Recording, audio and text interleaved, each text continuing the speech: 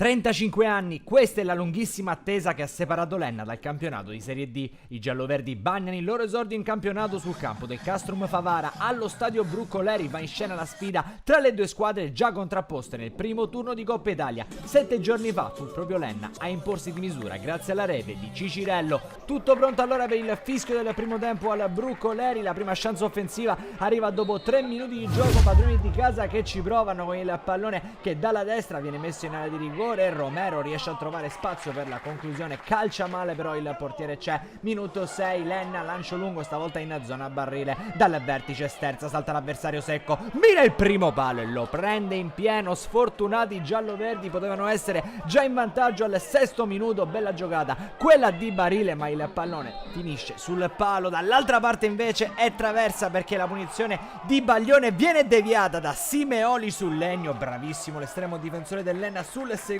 tentativo operato da Scalia. Minuto 38, l'episodio che può cambiare la partita. Arriva un rosso diretto per questo intervento a gamba tesa di Cannino su Cicirello. Il direttore di gara è lì vicino e indica subito il fallo, indica subito il cartellino rosso. Questo il nostro replay a far luce sull'accaduto, mentre al 45esimo il cross è per avanzato che mette alto di testa. Si resta sullo 0-0. L'Enna però il vantaggio numerico può sfruttarlo e cerca subito con un cambio di aumentare il peso offensivo. Dentro l'uscia per Odella al 55esimo, João Pedro per Timoneri. L'Enna che però si trova davanti anche Scuffia, doppio intervento strepitoso prima sul tentativo di Barile, poi su quello di Luscia. Minuto 62, conclusione di Demin, il collega risponde presente. 63esimo entra Aldair, esce Cristiano al 77esimo, bamba per Cicirello, poi all'88esimo Barile grossa per João Pedro, ma Scuffia fa il miracolo togliendo letteralmente il pallone dalla porta. Enna che poteva trovare già in questo esordio i primi 3 punti nel campionato di Serie D, ma che deve accontentarsi di questo 0-0.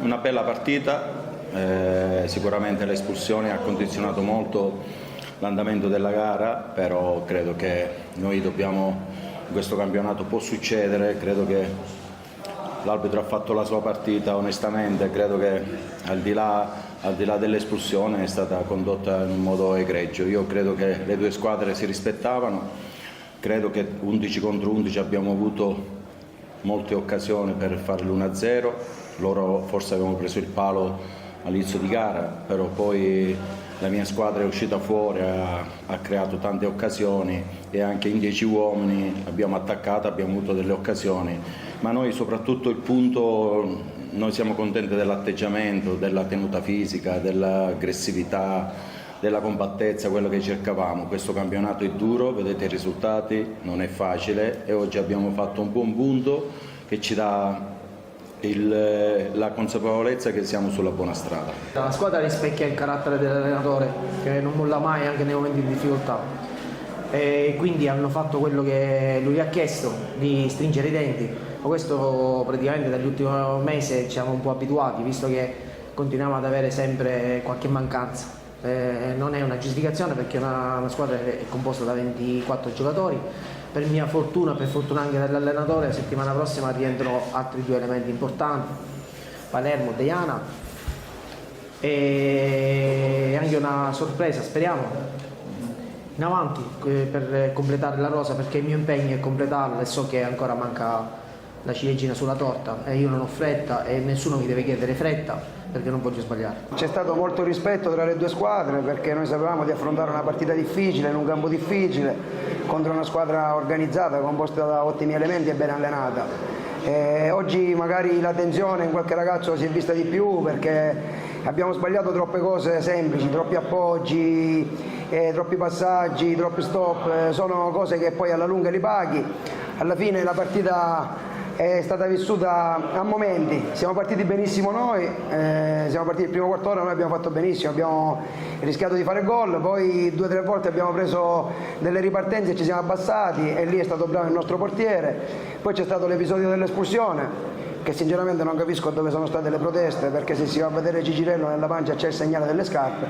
Il regolamento è chiaro e quindi l'arbitro non ha fatto altro che applicare in quel caso il regolamento, in tanti altri casi non l'ha applicato oggi. Poi nel secondo tempo è stata una partita non brutta da vedere, però abbiamo sbagliato troppe cose, ma ciò nonostante alla fine nel secondo tempo, nel primo tempo è stato bravo il nostro portiere, nel secondo tempo è stato bravo il portiere del Favara. Analizzando bene la gara penso che il risultato di pareggio sia quello più giusto, perché entrambe le squadre a tratti avrebbero meritato di più, però alla fine se nella bilancia si vanno a mettere le occasioni create e quelle subite, siamo lì.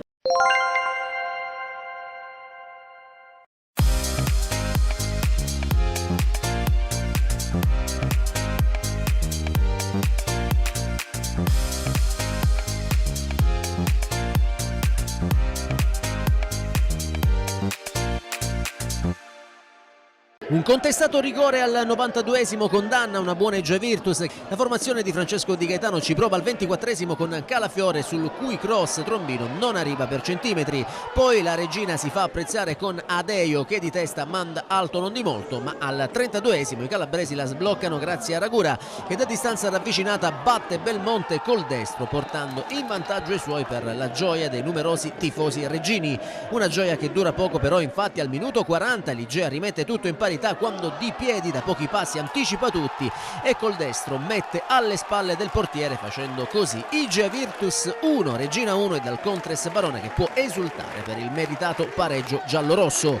Nella ripresa la Regina spinge alla ricerca del nuovo vantaggio, ma le conclusioni di Bertoni al 63esimo è deviata in angolo, mentre quella del milazzese Jacopo Dall'Oglio al 78esimo è bloccata in tuffo da Belmonte.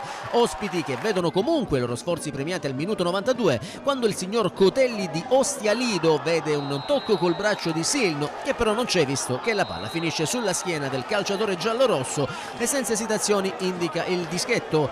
Dagli 11 metri ancora Ragona batte il neoentrato La Rosa, consegnando ai suoi vittoria e primi 3 punti in classifica. Finisce 2-1 per la Regina, che si prende così gli applausi dei propri sostenitori, ma l'Egea Virtus ha decisamente da recriminare.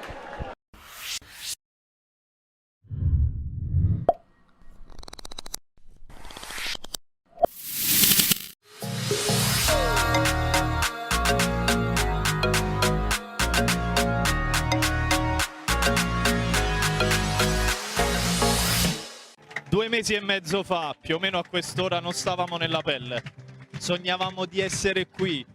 La prima volta è irripetibile. Ci saranno altri momenti in cui la vita ci sorprenderà. Paure, ostacoli, rincorse, esplosioni di gioia. Ci sentiremo i più forti del mondo e 2 secondi dopo un disastro totale. Ma quel volo senza paracadute, quella nostalgia della vertigine, quel vuoto nello stomaco, sarà un ricordo dolcissimo che grazie al calcio porteremo sempre con noi. Amici sportivi ed antisportivi, buon pomeriggio da Nico Erbaggio e bentrovati allo stadio comunale di Santa Maria la Carità. È la prima giornata del campionato di Serie D Girone I e godiamoci questa avventura, l'avventura del Pompei in Serie D.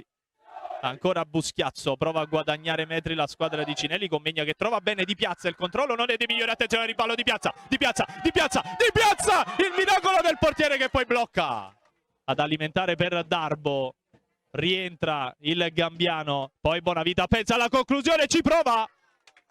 In 2 tempi Mileto, attenzione Rosati, limite dell'area, pallone che non arriva a Di Piazza e poi viene spazzato in avanti, riesce a tenerla a guida e poi Buschiazzo fondamentale, attenzione, cartellino rosso per Buschiazzo, espulso Buschiazzo per questo intervento su Retucci e finisce qui il primo tempo 0-0 tra Pompei e Paternò, mentre comincia il secondo tempo circa 35 metri dalla porta.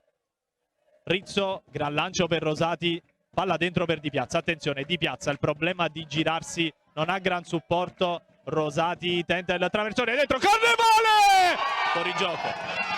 Fuori gioco di Carnevale.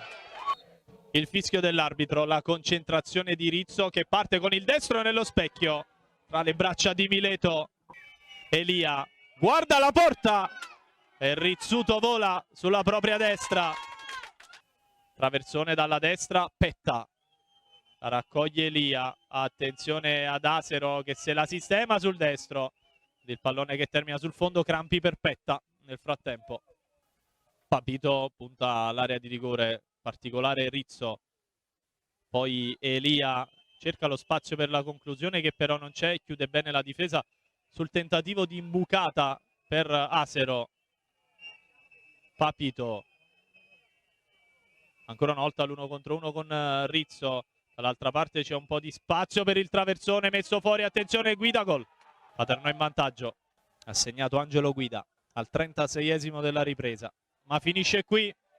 Esordio amaro per il Pompei in Serie D, il Paternò passa a Santa Maria la Carità, finisce 1-0 in favore degli ospiti.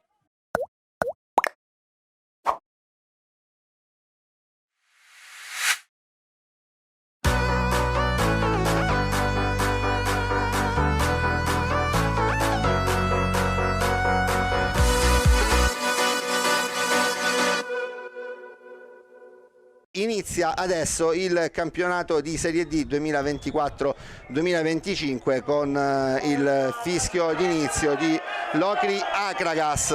Buon campionato a tutti. Meola, attenzione all'avanzata dell'Akragas che è sempre sulla sinistra, prova a fare più male Lofaso, prova a farsi vedere in mezzo, riesce a controllare Lofaso, poi Galiano e la parata di Lauritano al 33esimo. Ecco qui la battuta, Pantano, poi attenzione, la palla resta lì, Pelle è stato un po' forse strattonato, una mischia, alla fine l'Akragas ne esce, riceve Meola accompagnato da Grillo, poi c'è lo scarico a sinistra, attenzione perché qui Meola riesce ad incunearsi, poi c'è l'uscita di Lauritano, ma c'è anche la bandierina alzata da parte di Nappi. Scarfiello si fa vedere dall'altra parte, attenzione perché qua il Locri perde palla malamente, c'è Meola che si può avventurare da solo, accompagnato anche da Grillo che viene servito a destra, attenzione Grillo in area, il tiro, e che pericolo che ha corso il Locri, c'è anche calcio d'angolo, continua ad imperversare Lofaso, gran tocco per il numero 10, l'Akragas che tira, esterno della rete, ma che azione di Lofaso proprio al 48esimo abbondante, e l'arbitro dice che va bene così. Dunque termina il primo tempo di Locri Akragas, 0-0 il punteggio, questa volta ci siamo e allora si riparte. Intanto un fendente che liscia Quino, si attiva Lofaso che finisce giù, per l'arbitro è tutto regolare, ma che pericolo per il Locri con Lofaso che resta a terra. Quino si ferma, manda il pallone fuori, ma serve Lofaso, c'è Aquino su di lui, c'è Grillo che prova a sganciarsi, poi Lofaso cerca Meola, attenzione a questo pallone che taglia tutta l'area, poi Galiano ci prova e Lauritano dice no, e c'è Morrone accompagnato da Ficara, eccolo qui Ficara, Reis che è in mezzo, Morrone ancora, bello il tocco per Ficara, Ficara prova ad entrare in area, poi Reis sul rimpallo e la palla sfiora il palo. Reis prova ad avanzare, forse doveva provare a servire Pelle, e adesso attenzione all'azione dell'Akragas con Palazzolo che trova Tuccio, la posizione regolare Tuccio, e c'è il fuorigioco, ora Aprile prova per Reis, attenzione, va a vuoto un difensore dell'Akragas, Reis, gol, ha segnato il Locri al 27esimo minuto, l'inserimento di Reis su assist di Aprile, Mazzone a liberare, poi qui Aprile mette fuori causa Santa Paola e può provare a partire, c'è Ficara anche che accompagna l'azione, Reis che ancora non si inserisce, ancora Aprile per vie centrali, Aprile fa fuori un altro avversario, ancora Aprile che arriva dentro l'area di rigore e poi viene murato, Santa Paola a cercare Meola che la mette in mezzo, Lauritano in uscita bassa, Mazzone a cercare Reis che tiene il pallone, si fa vedere Zucco, ancora Reis scarica su Zucco, poi c'è Pelle, il tiro di Pelle rimpallato, Pantano, palla ancora lì, poi attenzione perché qui c'è una grande opportunità in contropiede per il Locri con Zucco accompagnato da Ficara, Zucco, il tiro di Zucco e sono due al 49esimo minuto, arriva il 2-0 del Locri, l'Akragas è tutto in avanti e su un disimpegno della difesa Zucco fa 2-0, però l'arbitro dice che va bene così e dunque dopo 53 minuti nel secondo tempo finisce la partita, il Locri batte l'Akragas per 2-0, Reis al 27esimo e nel finale al 49esimo segna Zucco.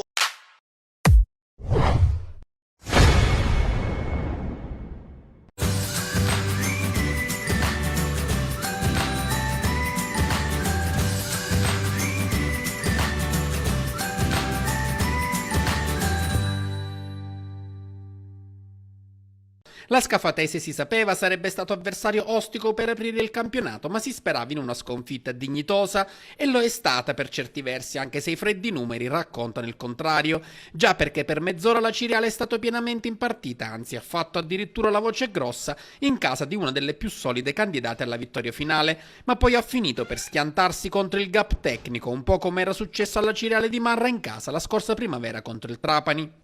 Soprattutto i 4 gol di differenza tra Scafatese e Ciriale sottolineano impietosamente la differenza tra una squadra che può permettersi in rosa gente come Ciro Foggia e chi non può. È stato il senso del gol dell'Airone giallo-blu infatti a spaccare la partita in un primo tempo che era stato equilibrato, di più che aveva visto la Ciriale partire benissimo e far tremare con Marchionni il palo alla sinistra di Becchi. La Scafatese risponde con un colpo di testa in mischia da 2 passi che finisce sul fondo. Foggia scalda in mancino con un diagonale alle stelle, più pericoloso Sueva che si presenta tu per tu con Becchi, bravissimo ad andare giù e disinnescare il pericolo, ed è qui che la partita cambia nel giro di 11 minuti.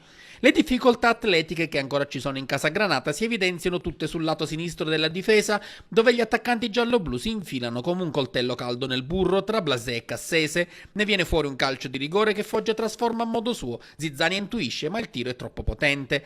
La Ciriale non molla e ha subito la possibilità di pareggiare. Sull'altro fronte infatti è Fanguà a trovare il corridoio giusto e a venire steso in area. Sul dischetto però la Ciriale non affoggia, ma solo Marchionni, tiro debole, Becchi ringrazia. A Ciriale poi anche sfortunato, una stoccata di Aliperta deviata da un difensore, si impenna e finisce sulla traversa. Sulla palla respinta dal Legno, il più lesto ad arrivare è ancora Ciro Foggia, da pin facile 2-0. La combinazione tra rigore sbagliato e gol subito stronca la Ciriale, che a questo punto esce di scena, e nel finale di frazione la Scafatese ottiene un altro penalty, azione replay di quella che ravasse il rigore dell'1-0. Sul dischetto questa volta va Palmieri, Zizzani è strepitosa a respingere con l'aiuto ancora della traversa, ma ancora una volta sulla palla il primo ad arrivare è Foggia. 3-0 e partita virtualmente finita. La Ciriale della ripresa è una squadra sotto shock, il fantasma dell'11 vivace e brillante visto fino al 2-0. La Scafatese controlla senza soffrire e anzi costringe Zizzani al super lavoro per evitare il poker, che è solo rinviato però perché dal corner successivo la palla arriva dal Badoro che si inventa una bicicletta d'antologia. Il portiere Granata tocca ma non può evitare il 4-0. La Ciriale esce dal campo della Scafatese con una batosta che servirà e come. Epifane si troverà infatti ben evidenziato tutto quello che ancora c'è da aggiustare nella squadra, dalle disattenzioni difensive a un certo cinismo sotto porta che la Scafatese ieri ha avuto in abbondanza e la Ciriale no.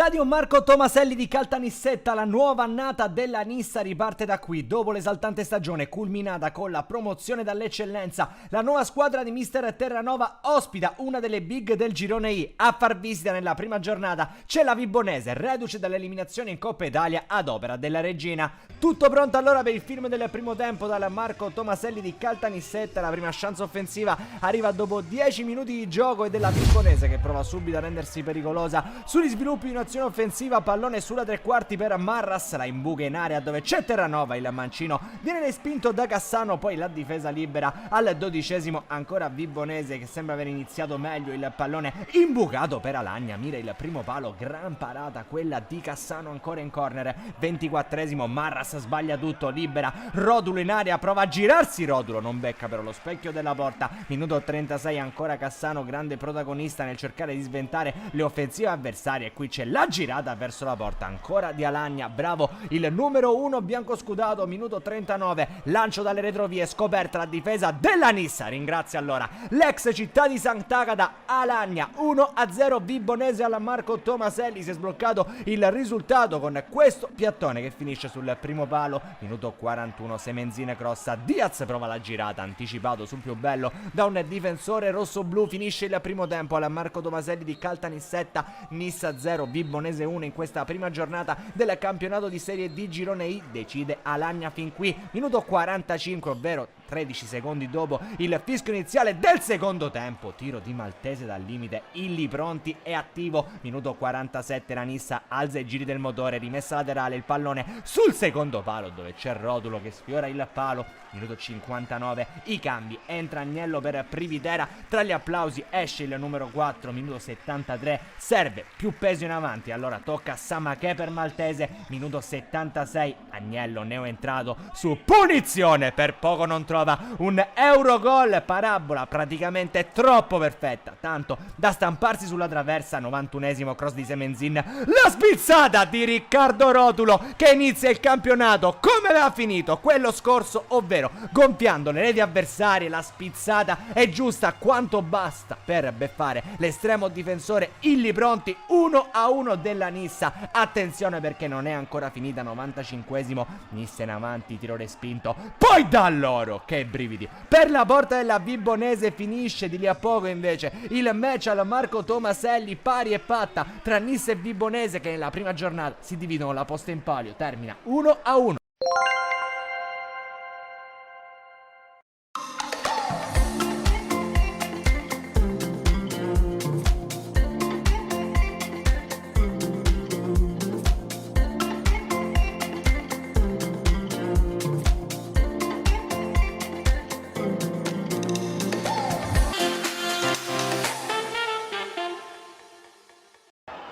Inizio di campionato shock per il Siracusa che cade al guido di Ippolito di Lamezia Terme contro la matricola Sambiase per 1-0. 30 minuti di possesso palla per la formazione di casa e Siracusa stranamente contratto, ma nessuna occasione per la formazione giallorossa. Gli aretusei piuttosto si vedono al 30esimo con un tentativo di Longo con il suo destro a giro che va vicino al palo alla sinistra di Giuliani. Al 35esimo dal corner di Candiano spunta la testa di Baldan in anticipo su Giuliani, ma la palla sfiora il palo. Al 38esimo purtroppo il pasticcio aretuseo con l'errore nel retropassaggio di Barbara per Sorrentino che è costretto in uscita ad atterrare Umbaca. Calcio di rigore netto che dopo 2 minuti al 40esimo Garbo realizza con Sorrentino che sfiora soltanto la palla. Nella ripresa Siracusa che parte stavolta col piglio giusto. Al sesto Longo per Alma, colpo di testa con parata di Giuliani. Entra Russotto per Candiano e proprio Russotto all'11esimo impegna Giuliani in calcio d'angolo. Al 13esimo è Longo a provarci con un destro da fuori, la palla si perde al lato. Occasione per la squadra di casa al 18esimo con una serie di rimpalli in aria che permettono a Zerbo di scaricare spalle alla porta, ma la porta appunto aretusea non viene inquadrata. Al 19esimo è Alma a provarci ancora con un colpo di testa schiacciando il pallone, ma ci arriva il portiere di casa mettendo ancora una volta in angolo. Al 20esimo si fa vedere sugli sviluppi di un calcio d'angolo la formazione di casa con Valentino Frasson, ma Sorrentino è superlativo a respingere il tiro evitando così lo 0-2. Al 41esimo è Cataldi che va vicino appunto al raddoppio, ma è bravo Sorrentino a distendersi e a mettere con un piede in calcio d'angolo. Al 43esimo invece è a quadro a salvare sulla linea di porta. Finisce così con i tifosi azzurri che nonostante la sconfitta incoraggiano gli aretusei che domenica prossima sono chiamati in casa col Ragusa al De Simone a una decisiva svolta per questa nuova stagione di Serie D.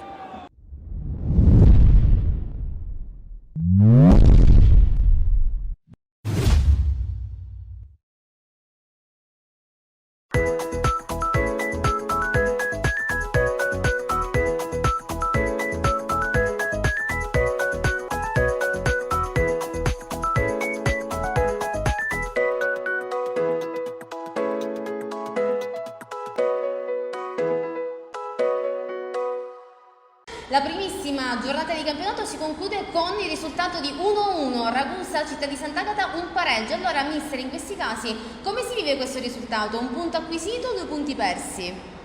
Beh, bella domanda questa, c'è da dire che la squadra ha mostrato belle cose, soprattutto positive. Il primo tempo abbiamo avuto tantissime occasioni per andare sul 2-0 e probabilmente è stato il nostro limite che ci ha fatto vivere una ripresa un po' in sofferenza. Abbiamo subito il loro ritorno e siamo calati leggermente, sono venute meno qualche energia soprattutto nel reparto avanzato, dove poi abbiamo subito 2 infortuni diciamo abbastanza clamorosi, perché è difficile vedere che nel giro di 10 minuti si infortunano 2 attaccanti, quindi però siamo andati avanti, la squadra ha lottato fino alla fine, ha cercato la vittoria, non ci è riuscita. Portiamo a casa un solo punto, ne volevamo 3, però siamo alla prima giornata, la squadra comunque dopo 25 giorni di lavoro ha mostrato di avere un'idea di gioco, la giusta intensità, siamo destinati a migliorare perché il cammino è molto lungo, però le premesse sono più che buone. Analizziamo questi 90 minuti, il primo tempo, un ottimo primo tempo, poi invece durante il secondo tempo c'è stato un cambio direzionale, cosa è successo? È successo che queste partite vanno così, se non le metti in cassaforte ci sta anche che l'avversario ha qualche occasione, loro è stato bravo Bova, se non sbaglio, loro numero 7, con questa penetrazione centrale a farci l'1-1, per il resto abbiamo subito solo in un'occasione di un calcio piazzato, per il resto la squadra ha avuto le sue occasioni, ha spinto fino alla fine. E era la prima volta che testavamo il nostro campo, tanti ragazzi non erano neanche a conoscenza, quindi c'è da dire che è stata un'ulteriore difficoltà, ma noi alibi non ne vogliamo, la squadra è stata in campo in modo corretto e abbiamo avuto delle difficoltà oggettive per una squadra che è partita in ritardo, ma nel complesso ho visto tante cose positive. Sì, no, è stato emozionante segnare subito, ci tenevamo a partire bene. E penso che abbiamo fatto una buona partita, ci è mancato un qualcosina per portarla a casa, ma penso che meritavamo di portarla a casa bene. Secondo te cos'è che è mancato per poter vincere? Ma nel secondo tempo siamo calati un po' fisicamente, abbiamo perso qualche seconda palla e magari vincendo più seconde palle saremmo riusciti a tenere più il pallino del gioco e a creare ancora più occasioni come il primo tempo, però penso che abbiamo fatto una buona gara.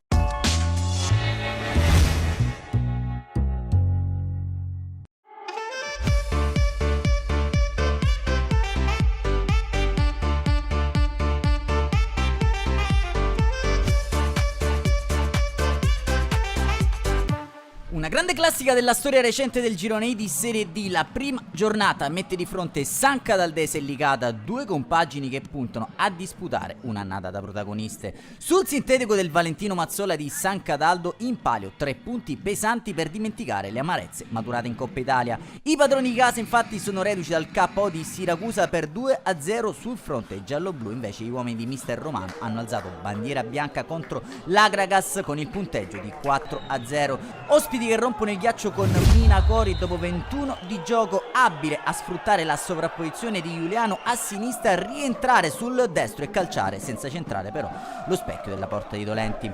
Sul ribaltamento di fronte arriva la risposta verde Amaranto con Montaperto che imbuca per Tedesco, assistenza sul secondo palo, lì dove un calciatore licatese salva porta il risultato. Licata che tiene bene il campo e alla prima occasione passa in vantaggio sul giro palla orizzontale, Caramanno subisce la pressione forse fallosa di Marcellino, ripartenza fulminea con Mina Cori che serve Bonanno, tutto solo in area di rigore e libero di portare in vantaggio i suoi. Resta più di qualche dubbio su questo tackle scivolato di Marcellino su Caramanno. Giallo-blu che vanno vicini al raddoppio con il colpo di testa sul secondo palo di Ferrigno al minuto 35, Dolenti attento, blocca a terra. 5 minuti prima del duplice fischio e un altro ex di giornata, Lorenzo Cappello, a riportare in parità il risultato 1-1 al Valentino Mazzola. Rete oscurata dalle bandiere del tifo ospite, in tal senso ci scusiamo con i nostri amici a casa, cercando sempre di profondere il massimo impegno. Chiediamo una postazione di maggior rilievo al Valentino Mazzola. Nella ripresa trascorrono 7 minuti al rientro in campo e le 2 formazioni, la San Cataldese mette la freccia, cross parabolico di Tedesco dalla tre quarti che pesca l'inserimento puntuale di Tutino sul secondo palo che sfila alle spalle di Lanza insaccando in rete per il vantaggio verde Amaranto. Mancino educatissimo di Tedesco, ma anche il destro non è per niente male, la compagine di mister Pidatella passa allora avanti per la gioia del tifo organizzato e di tanti tifosi verde Amaranto che stanno assiepando i gradoni del Valentino Mazzola. Padroni di casa che potrebbero anche prendere il largo, attento Rossi a negare il 3-1 sugli sviluppi di un piazzato. Ospiti che negli spazi aperti lasciati alla retroguardia verde Amaranto dimostrano di poter far male. Bonanno in versione assist man serve in profondità Minacori, stop difettoso che facilita l'intervento in uscita di Dolenti è proprio sull'asse Minacori Bonanno, matura il pari ospite con il numero 11 che parte defilato a sinistra, si accentra servendo al centro per l'attacco all'area avversaria di Bonanno, autore di una gran volée che batte Dolenti. Gialloblu che provano a chiudere in avanti collezionando calci d'angolo in serie, l'ultimo di questi calciato direttamente in porta da Bonanno. Controlla la traiettoria Dolenti, non accade più nulla al Valentino Mazzola e pari e patta tra San Cataldese e Licata 2-2 con 3 gol degli ex. Un saluto allora amici appassionati, appuntamento come al solito alla prossima.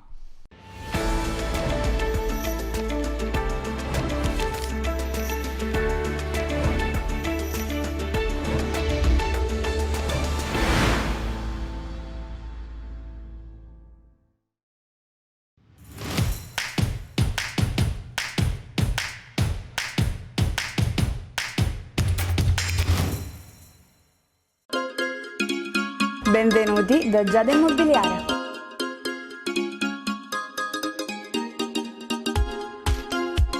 La professionalità come punto di partenza, la qualità dei servizi come riferimento essenziale. Tutto questo è Giada Immobiliare di Giuseppe D'Antoni.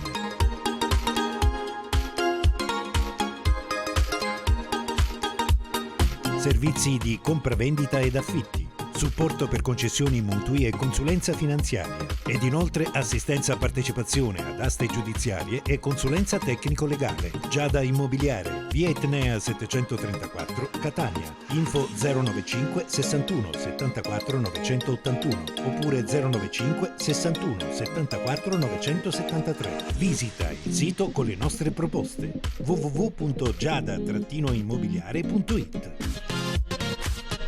Giada Immobiliare, insieme a te per comprare e vendere.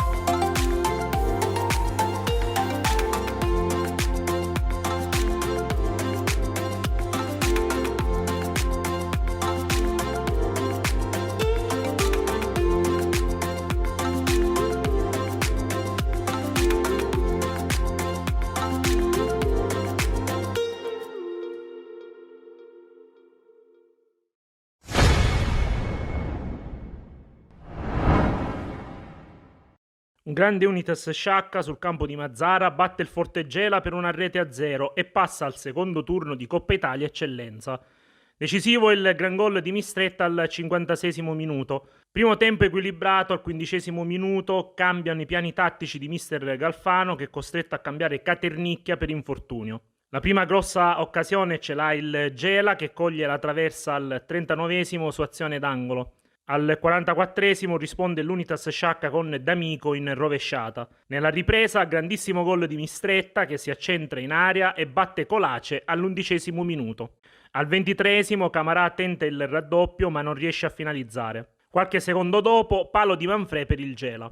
A fine partita fioccano le occasioni per i saccensi di raddoppiare ma alla fine termina solo 1-0, ma è quanto basta per passare il turno ed approdare al secondo ed eliminare una delle formazioni più quotate del girone di eccellenza. Domenica prossima inizia il campionato e si parte da Misilmeri.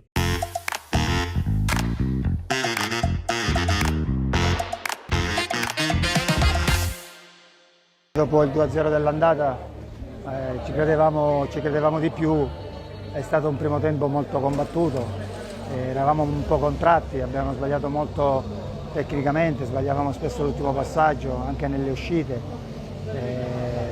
Abbiamo fatto benissimo i primi 20 minuti, poi l'uscita di Caternicchia ci ha un po' penalizzati, abbiamo perso un po' le distanze, abbiamo sofferto gli ultimi 10 minuti del primo tempo. Poi nel secondo tempo onestamente non abbiamo mai rischiato, quindi la tranquillità dei 2 gol di vantaggio che avevamo ci ha permesso di, poi vabbè, col terzo gol fatto, il gol di Mistretta, è finita la partita. Tutte le partite ufficiali li cerchiamo di giocarle al massimo, quindi Coppa Italia o campionato per noi non cambia niente. Vogliamo andare avanti in tutte e 2 le competizioni, quindi abbiamo anche la rosa che ci permette di farlo, quindi non lasciamo niente.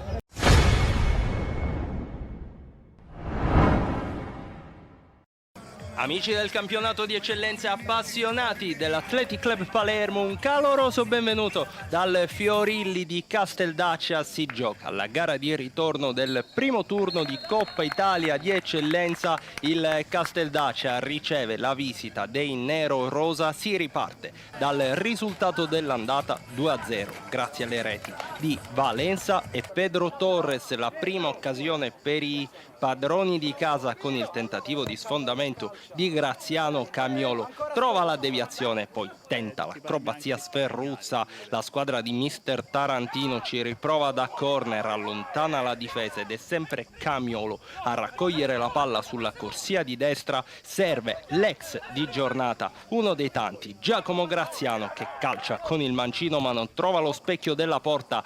Tentativo in risposta dell'Athletic Club Palermo con Valenza, palla al bacio per Daleo che la mette sulla testa di Lionel Spinola, pallone sul fondo. Il Casteldaccia ricomincia l'azione partendo da dietro, ma c'è l'errore. In fase di impostazione recupera palla l'Athletic Club Palermo che poi con Micoli cerca il tocco per Prezzabile. C'è la deviazione di Presti Giacomo, sì con un braccio, ma secondo il signor Aneli regolare perché attaccato al corpo, e quindi il Casteldaccia in attacco. Il tacco di Sferruzza, la conclusione spalle alla porta di Danny Mocciaro che termina sul fondo senza trovare lo specchio. Athletic Club Palermo nel secondo tempo pericoloso ancora una volta con Lionel Spinola che punta Presti Giacomo alla palla sul destro, tenta la conclusione ma non trova il bersaglio dagli sviluppi di palla inattiva. È sempre pericolosa la formazione nero-rosa. Valenza per la testa di Micoli, pallone che termina sul fondo in un secondo tempo povero di occasioni. Provano a rendersi pericolose ancora 2 ex. Graziano serve Pucci che calcia con il destro senza trovare lo specchio della porta, difesa da Romano. E ancora il Casteldaccia al 90° minuto in ripartenza a rendersi pericoloso, ma si ferma Pippo Raimondi sul tentativo di sfondamento di Danny Mocciaro. Il 9 del Casteldaccia mostra tutto il suo fair play mandando fuori il pallone. Preoccupazione sicuramente per mister Aciti, costretto a sostituire Raimondi con Gonzalo Sanchez. È corposo il recupero e c'è ancora tempo per il tentativo di Rosario Arculeo che sorvola di poco la traversa, ma quando la partita sembrava ormai destinata a concludersi sullo 0-0, calcio di punizione assegnato per questo fallo su Federico Matera. L'attaccante subentrato a Spinola è furbo a giocare subito la palla in verticale per Nicolas Micoli che brucia l'avversario e supera Miceli con il suo destro che vale lo 0-1 e la prima rete con l'Athletic Club Palermo per il tanque argentino. Rete che di fatto chiude la partita perché non c'è più tempo e finisce così 0-1 per la formazione allenata da mister Aciti che supera il turno in Coppa Italia.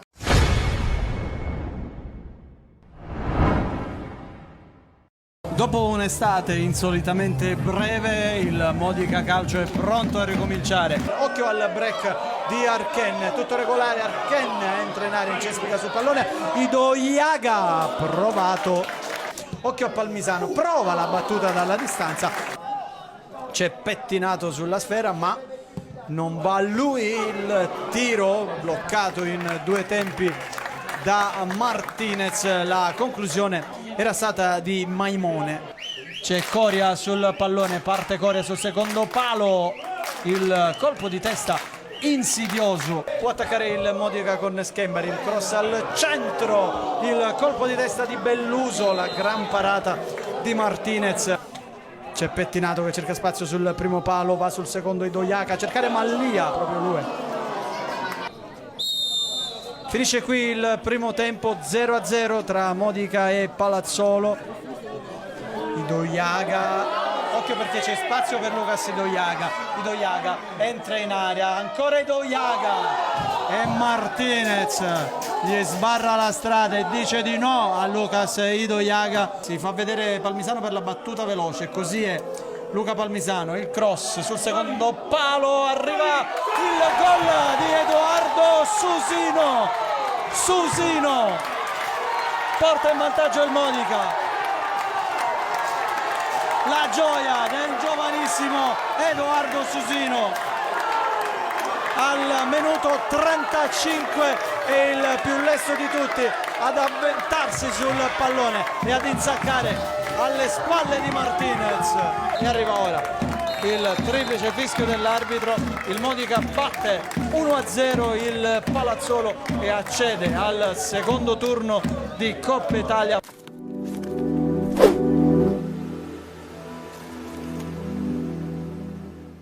Sì, lo sapevamo, l'avevamo messo già in preventivo, sapevo della difficoltà della gara, i ragazzi erano coscienza che è una gara difficilissima per due motivi. Il primo perché è chiaro che in questa fase della stagione, come ho sempre detto, ribadito, la squadra ha una condizione del 60-70% perché i carichi di lavoro sono stati molto importanti, perché fare in un mese, una settimana 50 allenamenti non è roba da poco. Seconda cosa, le partite si comprano perché nel primo tempo, andiamo a vedere le immagini, abbiamo creato 3-4 occasioni limpide da gol, non riesci a fare gol perché 1-0 diventa un'altra partita, 0-0 ritieni sempre in vita, ci credono. Sono, dicevo, una squadra costruita con tanti ragazzi argentini, sappiamo la fame degli argentini, sappiamo che tutti fanno tutti per uno e uno per tutti, quindi raddoppiano, triplicano le forze e all'inizio delle partite di competizione gli equilibri non sono come 3-4 partite, è chiaro che poi 50 gradi all'ombra, oggi un'afa impressionante per una squadra che deve fare gioco, che deve costruire, e con una squadra loro tutti dietro la linea della palla e cercare la classico contropiede non è facile, però i ragazzi sono stati bravi nel momento difficile, quando non abbiamo fatto gol o quando potevamo andare con l'unico tiro in porta, il nostro portiere è stato bravo e ci ha tenuto in partita bene, e quello è il piano partita, avevamo preparato così. Purtroppo in questo momento non siamo lucidi sotto porta e paghiamo tenere sempre la partita in equilibrio e la vita agli avversari. No, io non guardo la carta d'identità, a me non interessa poco. A un certo punto, se avete visto in campo, eravamo 3 juniores contemporaneamente. Io non guardo la carta d'identità, è un ragazzo che ha lavorato bene, un ragazzo che si applica, che partecipa. È chiaro, devo mettere il preventivo che 2006 sono le prime esperienze con i grandi, il calcio dei bimbi dico io è finito, ora questo è il calcio dei grandi. Mallia è un 2007, ha giocato bene, titolare, poi è subentrato Susino, Cappello che si è fatto male, Alfa. Quindi chiudere con 3-4 juniors non è un mio, non ne ho problemi, sapevo il ragazzo cosa mi poteva dare, non è un caso che entra e fa gol. Qua non ci sono titolari riserve con me sono titolari tutti, lo dimostra il fatto che Susino entra e fa gol, quindi questa è l'applicazione che ci mettono i ragazzi e meritano di essere mandati in campo.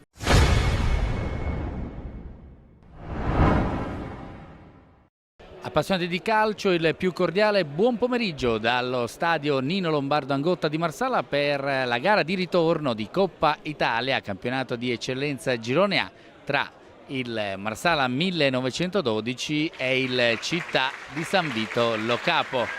È tutto pronto per la battuta, il pallone al centro, pizzolato, lo tocca di quel tanto da spedirlo in fallo laterale.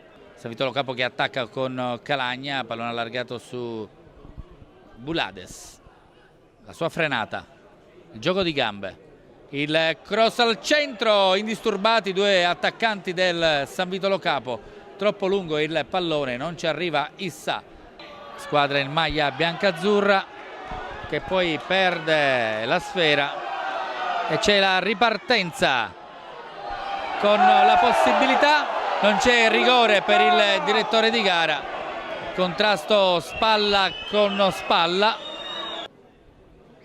Due uomini sul pallone africano, il cross, la possibilità per il San Vito con questo pallone, il salvataggio sulla linea, si salva il Marsala.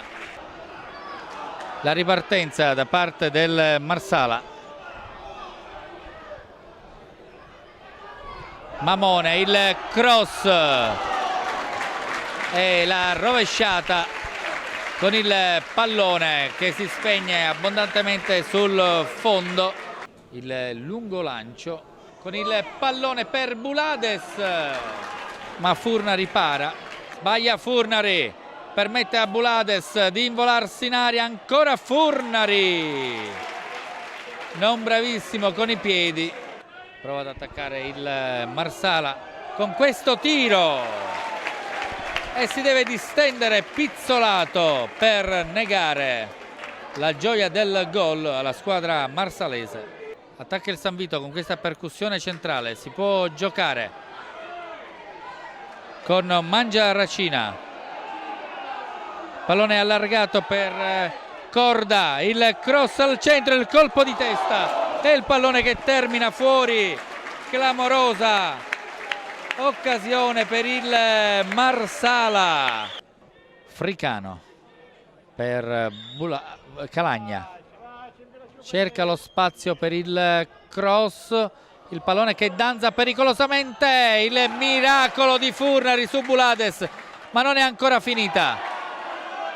Il tiro, altro pallone rimpallato, ma questa è stata una grande occasione e arriva il triplice fischio da parte del direttore di gara. Adesso si passerà ai calci di rigore. Calci di rigore per decretare la squadra che passerà il turno. Il tiro e il pallone in rete. Adesso prova a rispondere il Marsala. Lunga rincorsa, il tiro e il gol da parte del numero 11. Lavardera contro Furnari, il tiro e la parata di Furnari. Con il numero 3 Mazzeo. Meno rincorsa per lui, sembra voler piazzare il pallone. Mazzeo alle stelle. Calagna, autore del gol del vantaggio nella gara di andata. Calagna contro Furnari. Piovono i fischi su di lui. Calagna. Il tiro e il pallone che entra in rete. Genesio è lunga la sua rincorsa. Il tiro e il gol di Capitan Genesio. Mondino contro Furnari. La pioggia di fischi. Mondino con il saltello. Passa il pallone a Furnari praticamente. Corda contro Pizzolato. La rincorsa di Corda. Il tiro e il pallone in rete. Marsala ad un passo dal passaggio del turno. Passaggio del turno affidato adesso ai guantoni di Furnari, ma anche ai piedi di Capitan Bulades. I fischi per lui. Bulades ed è gol.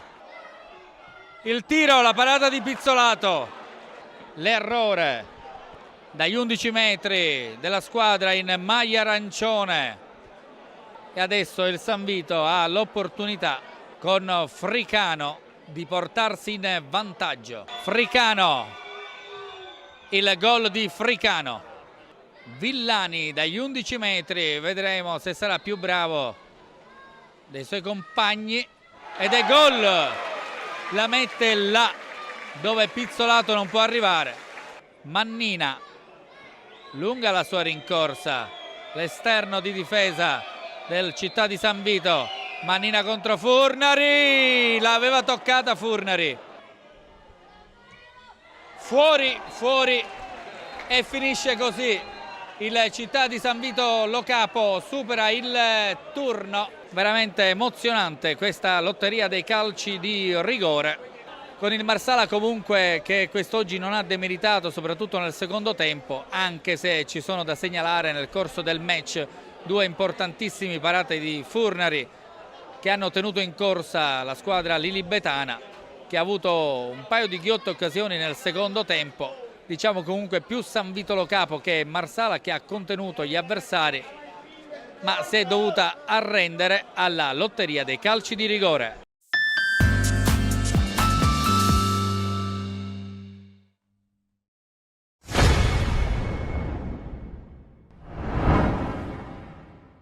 Cosa ti ha stancato oggi? maggiormente? Perché tu sei affaticato oggi, Attilio. Sì, capita spesso, devo dire, di essere affaticati così, però anche il forte caldo oggi è stata una variabile importante. E poi devo dire che sapevamo che era difficile, fra virgolette, partire da un primo tempo 4-0 e riuscire a tenere alta la concentrazione dei ragazzi, e questo l'abbiamo pagato nei primi 15 minuti soprattutto. E quindi diciamo che bisognava tenere alta la tensione, quindi ci abbiamo messo tutti un po' del nostro sistema nervoso per cercare di alzare un po' l'asticella della tensione, anche perché eravamo andati sotto e quindi era una situazione che non ci piaceva.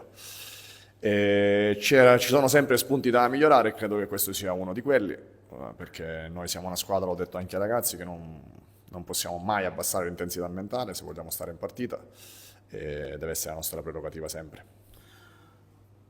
Il ruolo di Caruso è stato lo spunto mio di osservazione per tutta la partita, fin quando lui è rimasto in campo, dalla tribuna.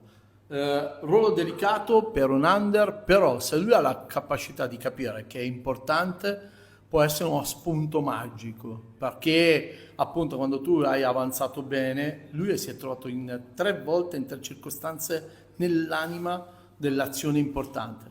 Mi fa piacere che mi dai spunto per parlare dei nostri under, perché hai preso riferimento a Caruso, ma devo parlare anche, ne prendo spunto per parlare anche degli altri, perché devo dire che se trovo il coraggio di mettere ragazzi così giovani in punti così delicati del campo è perché lo meritano, perché durante la settimana si allenano come i grandi, e quando ho la possibilità di scegliere loro come se scegliessi un grande, per me è una grande soddisfazione, non ho nessun problema a metterlo in campo. Lui, come gli altri under, in questi 180 minuti si sono fatti trovare pronti.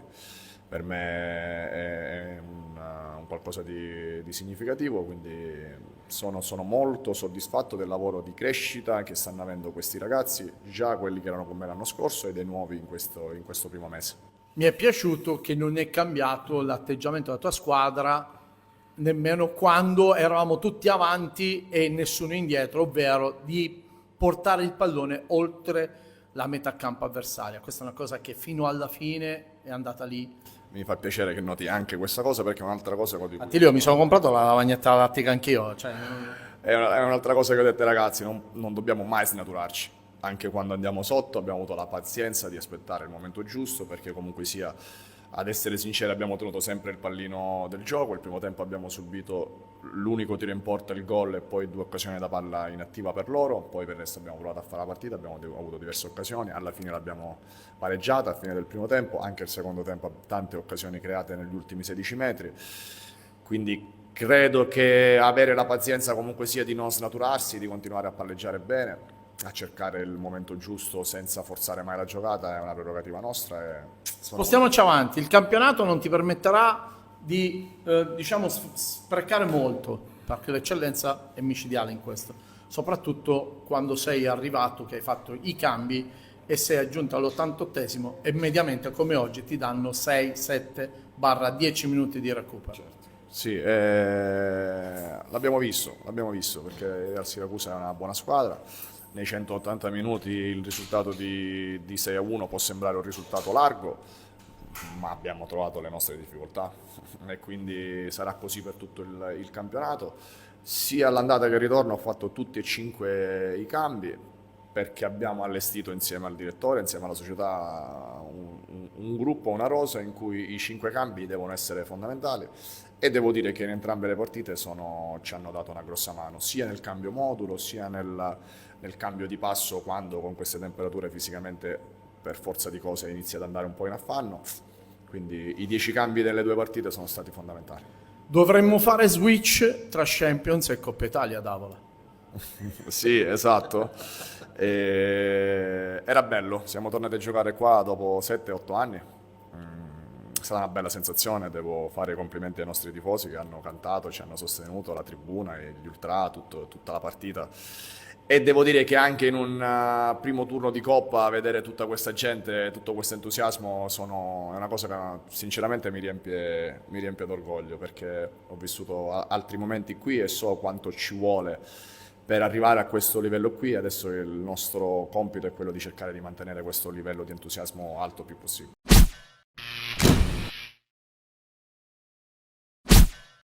Within each of us lies a hidden potential, waiting to be awakened.